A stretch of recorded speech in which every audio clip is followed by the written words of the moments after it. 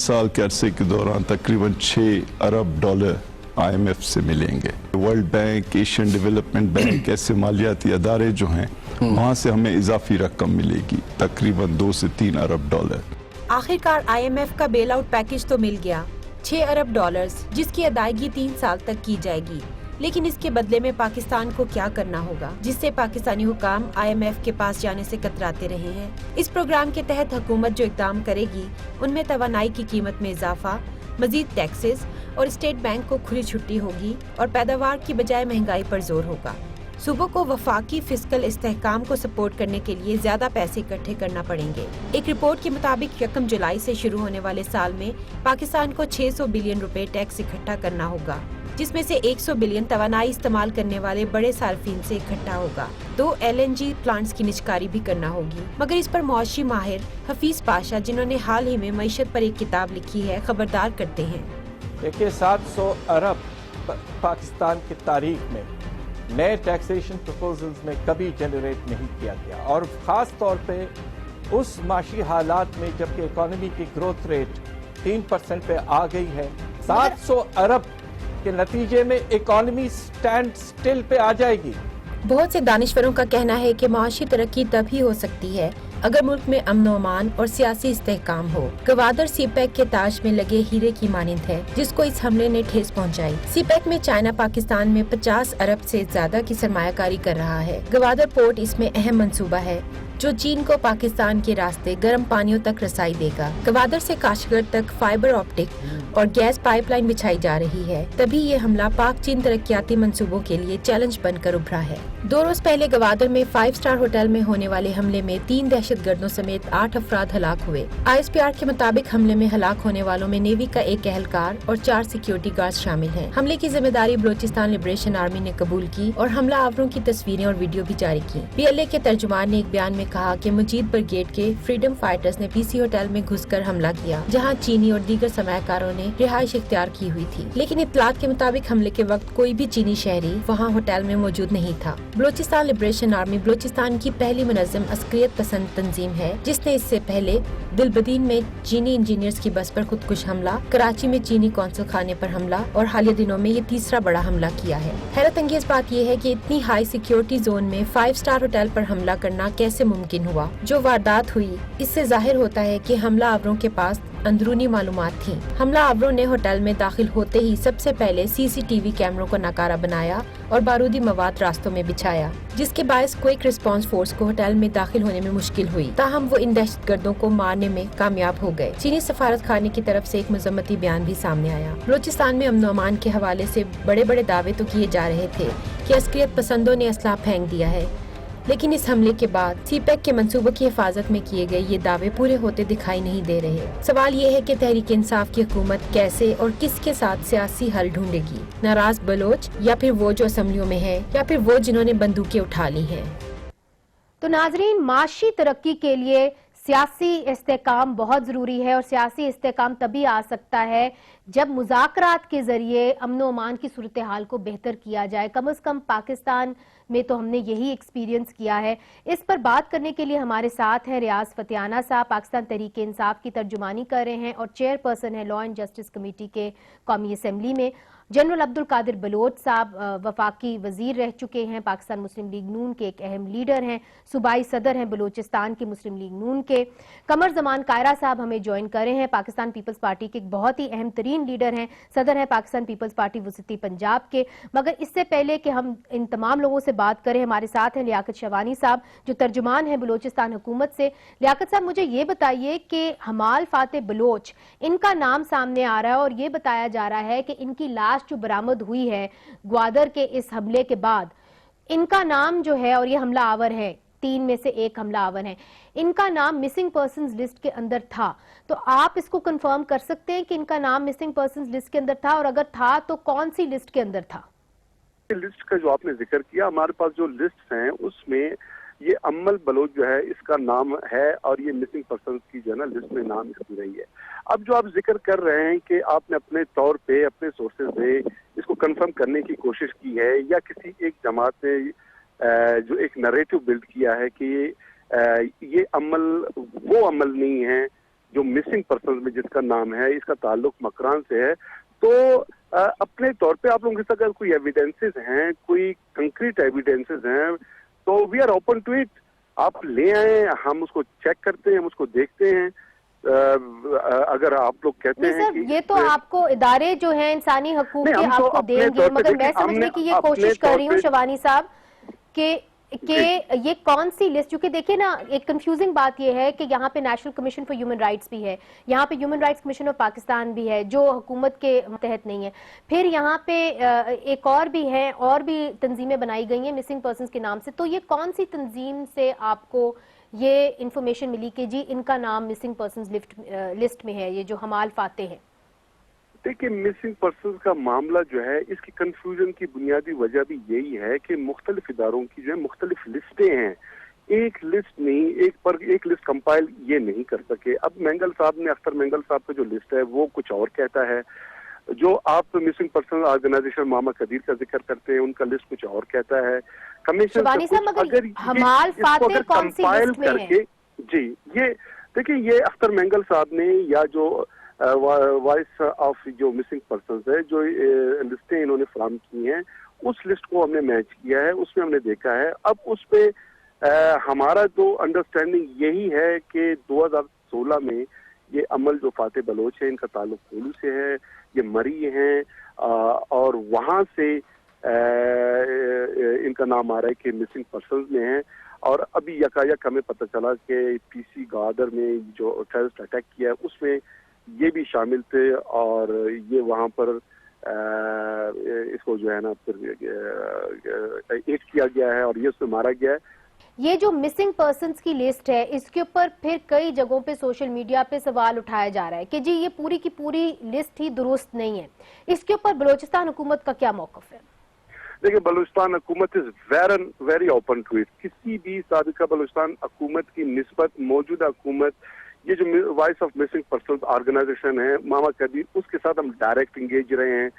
हम जो है, जो कमीशन है उसके साथ इंगेज रहे हैं। बीएनपी अख्तर मेंगल साहब जो है इंगेज रही है, लेकिन ये है कि प्रॉपर लिस्ट कोई प्रोवाइड हमें नहीं करता। अख्तर मेंगल साहब की अपनी पार्टी गुज़िश्ता 10 साल से उनका कोयटा में अपना कोई ऑफिस नहीं था, नंबर 1।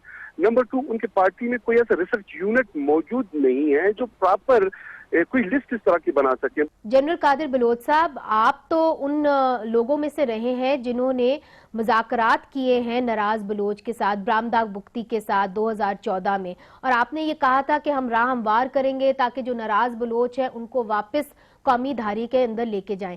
तो उस वक्त वो क्या ऑब्स्टिकल्स थे जिसके तहत आप लोग मुज़ाकरात को मजीद आगे बढ़ा नहीं सके? बिस्मिल्लाहिर्रहमानिर्रहीम। मुनीज़ा, पहली तो बात जिसका तयन किया जाना है कि क्या ये सियासी मसला है या ये सिक्योरिटी का प्रॉब्लम है, क्या है, और अभी तक हम ये फैसला नहीं कर पाए हैं। जब तक हम ये फैसला नहीं कर पाएंगे उस वक्त तक जो हम कदम उठाएंगे वो हमारे इक़दामात सही डायरेक्शंस में नहीं जाएंगे। सबसे पहले इस बात का तयन किया जाना है। दो बात है कि हमें उस वक्त की गवर्नमेंट ने, हमारी गवर्नमेंट थी, उन्होंने महसूस किया कि ज़रूरत इस बात की है कि ये लोग जो बाहर बैठे हुए हैं, इनके ये जो दहशतगर्द हैं, इनके नुमाइंदे जो बाहर बैठे हुए हैं, इनसे बातचीत की जाए और कोई मसला सियासी तौर पर हल करने की कोशिश की जाए।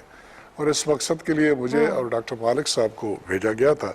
डॉक्टर मालिक साहब की हुकूमत थी, इख्तियार उन्हीं का था, मरकज़ की तरफ से मैं उनके साथ गया था, और वहाँ उनसे तो 3 दिन हमारी बातचीत होती रही, और फिर बाद में हम वापस आए और अपने बातचीत का जो भी जो कंक्लूजन्स थे वो अपने हुकूमत वक्त को बता दिया, और सिक्योरिटी फोर्सेस के भी नुमाइंदे वहाँ पर मौजूद थे। उस पर कोई पेशरफ्त नहीं हो सकी और सियासी सलूशन की तरफ कदम नहीं उठाए जा सके। क्यों कादिर बलोच साहब, क्यों नहीं पेशरफ्त हो सकी? चूंकि बहुत उम्मीद लगाई हुई थी, जब आप बात करना आपने शुरू किया था तो मुझे याद है बहुत उम्मीद थी और लोग आपकी तरफ देख रहे थे, बलोच कौम आपकी तरफ देख रही थी। मालिक बलोच साहब के साथ आपने पावर शेयरिंग एग्रीमेंट की, इसका खैर मकदम हुआ। वो क्या ऐसे स्टिकिंग पॉइंट्स थे, क्या ऐसे ऑब्स्टिकल्स थे जिसके तहत आप नाराज बलोच के साथ कम से कम मुज़ाकरात और अमन मुज़ाकरात की राह हमवार नहीं कर पाए?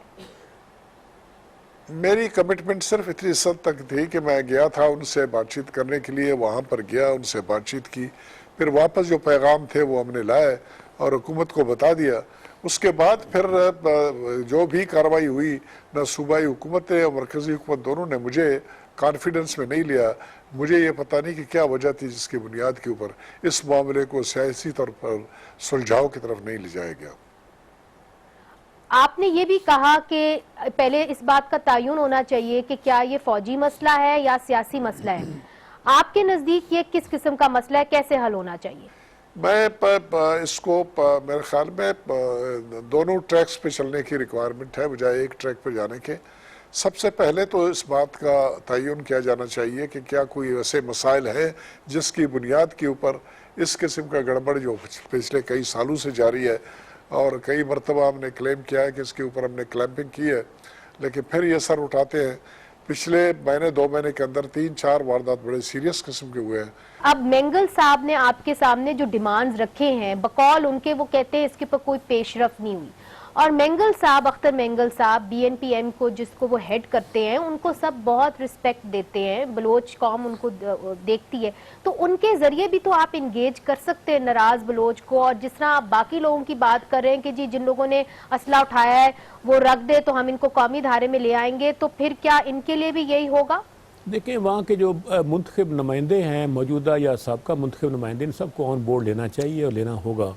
اختر مینگل صاحب سے میری اچھی شناسائی تعلقداری ہے، بہت نفیس انسان ہیں، اور شاہ زین بگتی صاحب بھی، دونوں سے میرا رابطہ ہے، اور آغا حسن بلوچ صاحب تو خود کوئٹہ سے MNA ہیں، بڑے اچھے دوست ہیں، BNP کے ہیں، اختر مینگل صاحب کے ساتھی ہیں۔ تو میں سمجھتا ہوں کہ بلوچ جو لوگ ہیں اچھے لوگ ہیں، ان پر اعتماد کیا جا سکتا ہے، کیا جانا چاہیے، اور ان کے جو معاملات ہیں پہلے سے بہتر ہوئے ہیں۔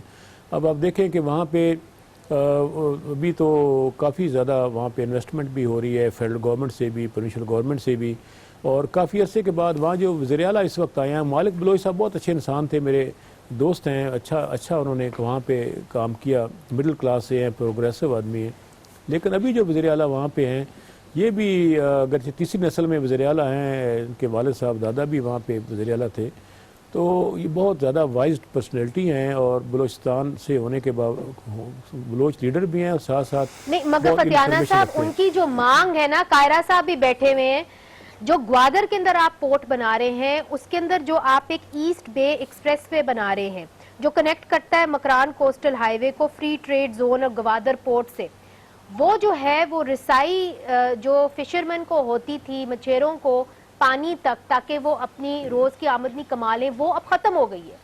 تو اس کے لیے انہوں نے کہا تھا، اور ان کے باقاعدہ پروٹیسٹ ہوتے رہے، جس کے بعد حکومت نے کہا کہ جی ہم اس کے اندر کوئی نہ کوئی ترمیم لائیں گے تاکہ آپ کی جو آمدنی ہے اس کے پر کوئی افیکٹ نہ ہو، مگر وہ نہیں ہوا، پھر سے وہ واپس چلے گئے۔ تو اب یہ بتائیے کہ جو اسپیسیفک آپ لوگوں نے ڈیولپمنٹ کرنی تھی یا آپ لوگوں نے جو پیش رفت کرنی تھی اس حوالے سے، وہ تو نہیں ہوئی؟ ایسی بات نہیں ہے، ابھی وزیر اعظم وہاں پہ تھے جب انہوں نے سی پیک ویسٹرن روٹ کا سنگ بنیاد رکھا ہے، کوئٹہ سے یوب تک، اور آگے چل کے ڈیرہ اسماعیل خان کے ساتھ لنک کرے گا، اور یہ پہلا مناسب روٹ ہوگا جو خیبر پختونخوا اور بلوچستان کو آپس میں ملائے گا۔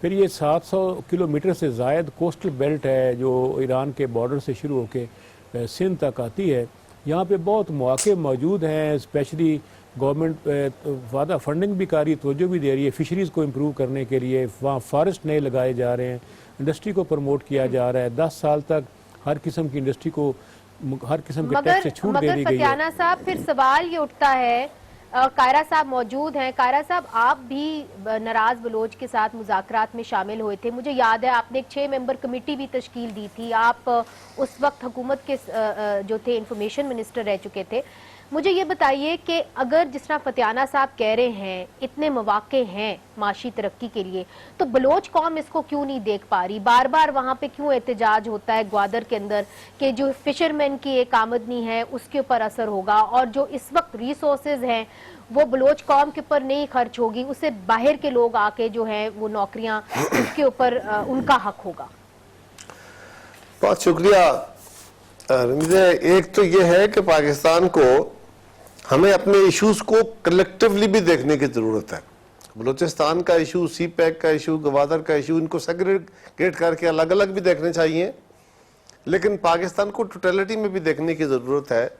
جب پاکستان بنا تھا تب بھی کچھ فالٹ لائنز تھیں. ان فالٹ لائنز کی طرف اشارہ قائد اعظم نے اپنی پہلی سپیچ میں بھی کیا تھا, اور انہوں نے کہا تھا کہ ہم کوئی قوم نہیں ہے, ہم نے ایک قوم بننا ہے. ہم اپنے قانون اور آئین کے تحت اس ریاست کو چلا کے لوگوں کو ان کے حقوق دے کے یہاں ڈسپیرٹیز ختم کر کے ان قومیتوں کو ایک قوم میں کنورٹ کریں گے. یہ 11 اگست کی ان کی پہلی سپیچ ہے, وہ اس بات کی نشاندہی ہے. دوسری گزارش یہ ہے کہ بلوچستان آج بھی ایک ٹرائبل ایریا ہے, ٹرائبز کا علاقہ ہے جہاں سرداری نظام چلتا ہے. بھلا کہنے کو وہاں پہ 1 مین 1 ووٹ آ گیا, ڈیموکریسی آ گئی, لیکن یہ سبسٹینٹیو ڈیموکریسی نہیں ہے. ابھی وہاں پہ ایلیٹسٹ ڈیموکریسی ہے اور صرف سرداروں کی آپس میں لڑائی ہے. یہ جو وہاں پہ عوام کے حقوق کی بات ہے, یہ بات بالکل درست کہی. جنرل صاحب کا تجزیہ بہت اچھا ہے. جنرل صاحب وہاں کے خود رہنے والے ہیں, وہاں رہے ہیں, مختلف حیثیتوں میں کام کیا ہے. لیکن جس طرح پاکستان بناتے ہوئے وہ تو یہ نعرہ تھا, سیٹیں بڑھائیں قائرہ صاحب, میں اس پہ بات کرنے لگا ہوں, میں اسی پہ بات کرنے لگا ہوں کہ جس طرح پاکستان بناتے ہوئے نعرہ مسلمانوں کے حقوق کا تھا لیکن مسلم ایلیٹ کا ایشو تھا بیسک, اسی طرح بلوچستان کے اندر اس وقت محرومی کا ایشو, انڈر ڈیولپمنٹ بالکل ہے, جاب اپرچونٹیز بالکل ایشو ہے, لیکن وہاں پہ جو محرومی کا میجر ایشو ہے وہ محرومی وہاں کی ایلیٹ کی ہے. وہاں ایلیٹ اپنا حق زیادہ مانگتی ہے. عام آدمی کو جاب مل جائے, اگر سیٹیں بڑھ گئیں, جہاں پنجاب میں سیٹیں بڑھ گئی ہیں تو کیا مسئلے حل ہو گئے ہیں؟ خیبر پختونخوا کی سیٹیں زیادہ ہیں تو مسئلے حل ہو گئے ہیں؟ سندھ کے اندر M N As M P As کی سیٹیں بڑھ گئی ہیں, کیا مسئلہ حل ہو گیا ہے؟ کیا M N As M P As اتنے امپورٹنٹ اور اتنے اہلیت کے حامل ہیں کہ یہ اس ریاستی سٹرکچر کے اندر اپنے علاقے کے لوگوں کو نوکریاں, ان کے جابز لے کے دے سکے؟ آنسر از نو. سو ہمیں دیکھنے کی یہ بات, میں اس کو سیکنڈ کروں گا کہ اگر آپ ایکسیپشن کریٹ کرتے ہیں, اپنے فاٹا میں ایکسیپشن کریٹ کی, کیوں؟ اس لیے کہ آپ کو ضرورت محسوس ہوئی کہ اگر ہم چاہیں کہ پاکستان کے باقی حصوں کی طرف فاٹا کو ٹریٹ کریں تو یہ نہیں ہو سکے گا. حالانکہ یہ ایک الگ استثناء ہے, اور جب آپ استثناء کریٹ کرتے ہیں تو اس کے دیگر جگہوں پہ ثمرات اور اثرات آتے ہیں, لیکن یہ آپ کو استثناء بلوچستان میں بھی کریٹ کرنا چاہیے, ان کا حق ہے, بالکل دینا چاہیے. لیکن میں پھر آپ کو کہوں گا, اب جو سچویشن بن گئی ہے, آپ سے میری بات, میں آپ کو ایک اہم بات کہنا چاہتا ہوں. میرے خیال میں جو اہم بات ہے وہ یہ ہے, آپ کی حکومت تھی. نہیں, میں گزارش یہ کرنے لگا ہوں کہ ایک ہوا نا آپ کا سینسس ہوا, سینسس کے بعد جو ایک پرپورشنٹ آیا پورے ملک کا, اس کے مطابق آبادی کے مطابق سیٹیں بن گئیں, لیکن وہاں پہ ہارڈ شپ کا بھی ایک ایشو ہے, سیریس ایشو ہے, بہت سیریس ایشو ہے. یعنی 65,000 یا 60,000 یا 50,000 کلومیٹر مربع پہ اگر کوئی کنسٹیٹوئنسی ہے تو یہ کسی بندے کے لیے کیسے ممکن ہے کہ وہ وہاں پہ جا کے لوگوں کو کانٹیکٹ کر سکے, اپنی کمپین چلا سکے, ان کو جا کے مل سکے, ان کے مسائل سمجھ سکے. لیکن دوسری گزارش یہ ہے کہ یہ جو وسائل کا اور ان کے محرومیوں کا ایشو ہے, اس کو ایڈریس کرنے کے لیے جب ہم نے آغاز حقوق بلوچستان کیا, ہم نے 18ویں آئینی ترمیم کی اور ہم نے این ایف سی کیا, یہ تینوں چیزیں اس بنیادی ایشو کو ٹچ کر رہی تھی. 18ویں آئینی ترمیم کے تحت ہم نے کیا کیا؟ ہم نے وہ محکمے جو صوبے مانگتے تھے کہ ہمارا حق ہے, اور حق تھا اور درست تھا, وہ محکمے ان کو دے دیے, ایٹ لیسٹ ان پرنسپل دے دیے, پوری طرح ڈیوالو نہیں ہو پائے. اسی طرح ہم نے ان کا نیچرل ریسورسز کے اوپر حق مان لیا, ہم نے گوادر پورٹ کے اوپر ان کا حق تسلیم کر لیا. اب ہے امپلیمنٹیشن کا ایشو, یہ ساری امپلیمنٹیشن ہونے کی بھی ضرورت ہے. اور ایک بات ہمیں یاد رکھنی چاہیے, جب ہم ایکسیپشنز کریٹ کرتے ہیں, یہ ہم نے اسپیشل انڈسٹریل زون بنایا نا پاکستان میں, گدو نمازائی بنا دیا, فلاں بنا دیا, اس میں 5 سال کے لیے رعایت دے دی. جب آپ وہاں کی انڈسٹری کو رعایت دے دیتے ہیں تو اس کے اثر پورے ملک کی انڈسٹری پہ آتے ہیں اور وہاں نیگیٹو آتے ہیں. ناظرین ادھر لیتے چھوٹا سا وقفہ. وقفے کے بعد جنرل عبدالقادر بلوچ صاحب نے بات کی ہے کہ کیا بلوچستان کا حل ملٹری سلوشن میں ہے یا سیاسی مذاکرات کے ذریعے بلوچستان کا حل مل سکتا ہے. اس کے اوپر ہم بات کریں گے, اور یہ بھی بات کریں گے کہ کیا وہاں پہ صرف وسائل کا فقدان ہے یا سیاسی عمل میں بھی کچھ اور کرنا باقی ہے. یہ سب کچھ وقفے کے بعد.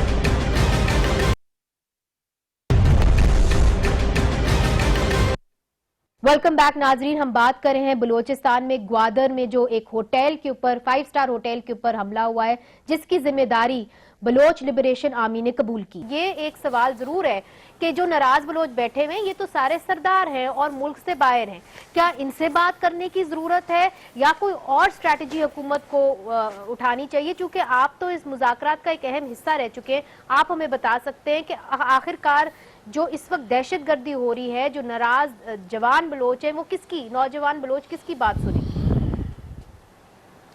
मुझे मैं तो मेरा व्यू पॉइंट टोटली डिफरेंट है।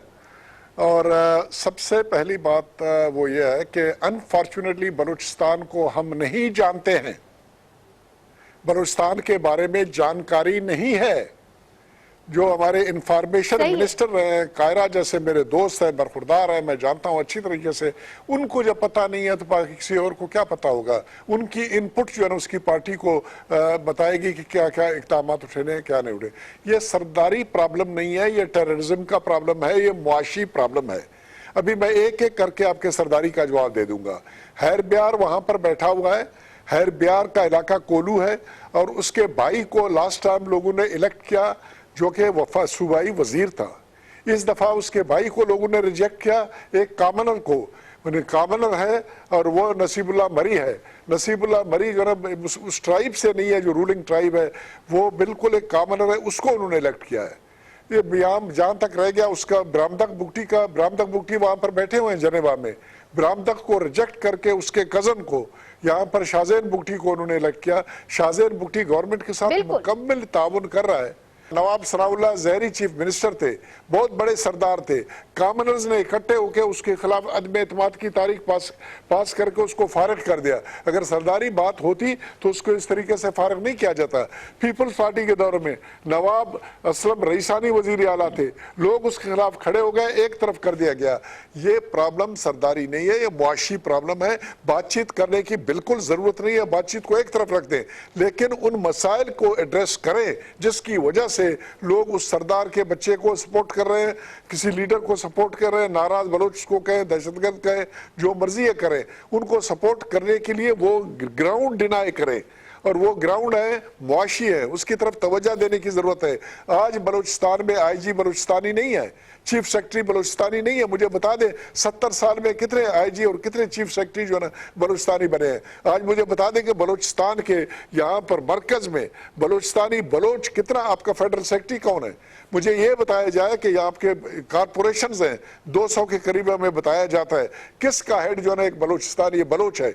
और मरकजी मुलाजमत में उनका क्या हिस्सा है? आगाज हकूक बलूचिस्तान में कायरा साहब कहते हैं कि हमने ये दिया, हमने वो भी दिया। ये हम वाली लफ्ज जो है हमने दिया, ये वाली ये बजात खुद इस बात को इंडिकेट करता है कि हम अपने आप को मास्टर का समझते हैं, उनको सब्जेक्ट समझते हैं।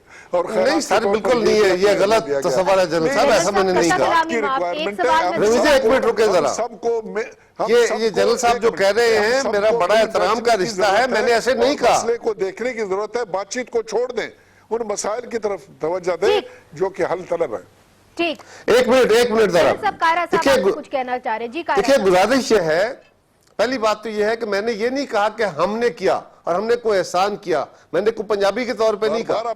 मैंने कहा, मेरी सुन लेना गुजारिश जनरल साहब, आप सुन भी लेना जरा, अब आप भी सुने ना जरा सर। गुजारिश है, जब मैंने हम कहा तो हमारी हुकूमत थी जिसमें बलोच भी थे, जिसमें सिंधी भी थे, जिसमें पंजाबी भी थे, जिसमें पठान भी थे। तो वो पार्टी की बात कर रहा हूं मैं कि उस दौर में हमारी हुकूमत ने किया। यकीनन बलोचिस्तान के हालात का उनको मुझसे बेहतर पता होगा, यकीनन, इसमें कोई शक नहीं है। लेकिन गुजारिश ये है, मैंने कहा क्या है? मैंने कहा है ये एलिटिस्ट डेमोक्रेसी है। मैंने कहा है उनसे बात भी करें लेकिन ग्राउंड पे काम नहीं हो रहे। मैंने कहा है कोटा सिस्टम अप्लाई नहीं हो रहा। अगर आपका ख्याल हो कि 4 वजीर बना के और 4-5 सेक्रेटरी लगा के और 10 कारपोरेशनों के सरबराह लगा के बलूचिस्तान की महरूमी दूर हो जाएगी, तो ऐसा नहीं है। ये वहां की लीड के इश्यूज हैं। हाँ, वहां पे काम करने की जरूरत है और जहां पे डेवलपमेंट होती है। साहब एलीट कोई नहीं है, कौन एलीट है? तुम्हारे साथ सारे एलीट है, क्या नहीं है एलीट? सनाउल्लाह तुम्हारे साथ है, असलम रईसानी तुम्हारे साथ है, ये आसमां फरिश्ते कहां से आए? कायरा साहब, आप दोनों बड़े मोहतरम गेस्ट हैं, मगर इधर मेरी छोटी सी राय ये है कि पाकिस्तान के अंदर एलीट का राज जो रहा है पूरे पाकिस्तान में रहा है, अगर आप पूरे पाकिस्तान में देख लें। मगर फतियाना साहब आपकी जानिब आऊंगी, चूंकि आप चेयरपर्सन हैं लॉ एंड जस्टिस कमेटी के। मुझे ये बताइए, अख्तर मेंगल साहब आपके पास बार बार आते रहे, उन्होंने आपके सामने 6 नुकात रखे, उन 6 नुकात के ऊपर आपकी पार्टी ने कहा कि हम इसके ऊपर रजामंद हैं। आज वो ये कहते हैं कि आपके पास इख्तियार ही नहीं कि वो 6 नुकात के ऊपर आप अमल दरामद कर सके, और आपके पास इतना बड़ा एसेट है। लोग ये कहते हैं कि अख्तर मेंगल साहब को लोग बहुत इज्जत करते हैं, जो नाराज बलोच है वो भी उनसे बात करने को तैयार हो जाएंगे। तो क्यों नहीं आप उनके साथ मिल के कोई ऐसा, जिस तरह कायरा साहब की गवर्नमेंट ने किया, जनरल साहब की गवर्नमेंट ने किया, कोई राह हमवार करें मुज़ाकरात की तरफ? नाम आ रहा है मिसिंग पर्सन में, वही वहाँ पे हमले में शरीक है, जिसका मतलब ये हुआ कि मिसिंग पर्सन की सारी फरिश्तें दुरुस्त नहीं हैं। यही हमारा मौक़िफ़ शुरू से रहा है कि जो वो लोग जो फरार होकर था पसंदों के साथ चले गए हैं, उनका नाम भी मिसिंग लिस्टों में डालेंगे तो फिर ये बात दुरुस्त नहीं होगी। लेकिन बहरहाल जो भी है, इसमें मैं समझता हूँ कि सियासी मामलात में अगर कुछ नशिस्तें बढ़ा भी जाती हैं बलूचिस्तान की तो इसमें कोई हर्ज नहीं होगा फाटा की तर्ज पे, क्योंकि फिर दूसरा ये कि वहाँ पे डेवोल्यूशन होनी चाहिए, नए अजला बनने चाहिए, नई तहसीलें बननी चाहिए।